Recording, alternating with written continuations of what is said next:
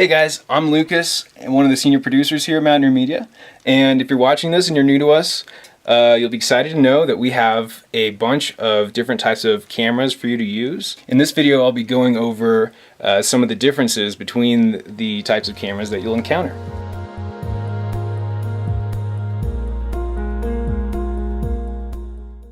This is a 1954 Bolex H16. Film is pulled through the camera using a spring that is wound with this handle. It takes standard 16mm film, which amazingly is still sold by Kodak. While undergraduate film students may be familiar with its use, the majority of up-and-coming producers will be exclusively digital and will probably never utilize it. Professional cameras fall into two categories, both of which you have access to while you're here at Mountaineer Media. The first, cinema cameras, like this Blackmagic Ursa Mini 4K, boasts sensors 35mm or larger, dozens of stops of dynamic range, high frame rates, and the ability to shoot in the raw video format, which gives you much more flexibility when you're editing in post-production, which we'll cover in another video. As a general rule, the larger the sensor, the better the low light performance, and the more film-like the depth of field has the potential to be for the camera. Other manufacturers in this category include ARRI, Sony, and Red Cinema.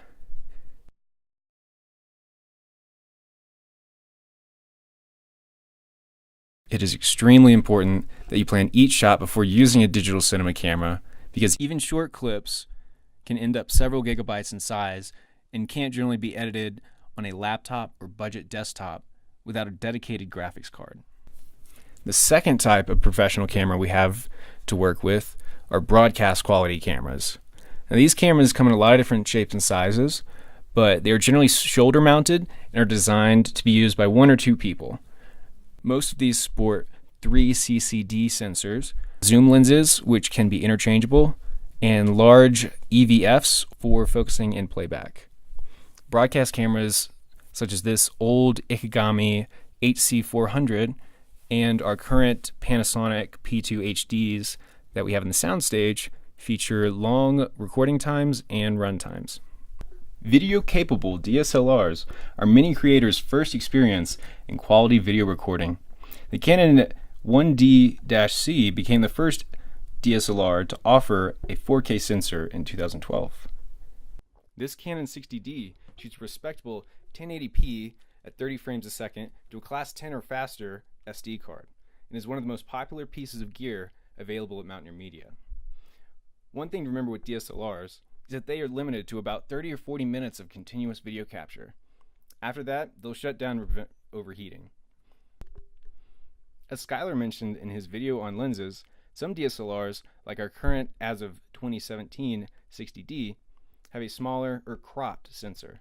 The amount of difference in the field of view or focal length with a crop sensor is measured by its multiplier. Our 60D has a multiplier of times 1.6.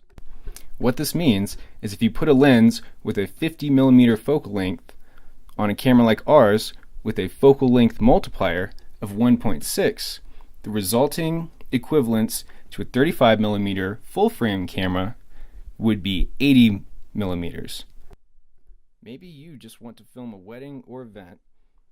In that case, the camera on the phone in your pocket will probably work.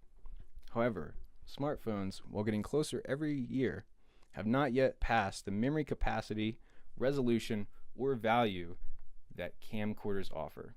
Now, your dad or uncle or whatever probably had one with mini DV tapes, but today flash memory and solid state drives or SSDs are the norm. If you haven't thought about camcorders since then, I suggest checking out one.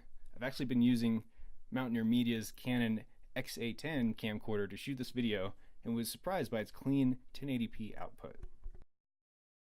Finally, if you're too preoccupied with skydiving or mountaineering to hold a camera, a POV or action camera may be for you. You probably know by now that GoPro has cornered this market, and at the moment we have a GoPro Hero 3 for checkout. Another type of camera that we don't have but deserves a mention are 3D camcorders from the likes of Sony, JVC, and Panasonic.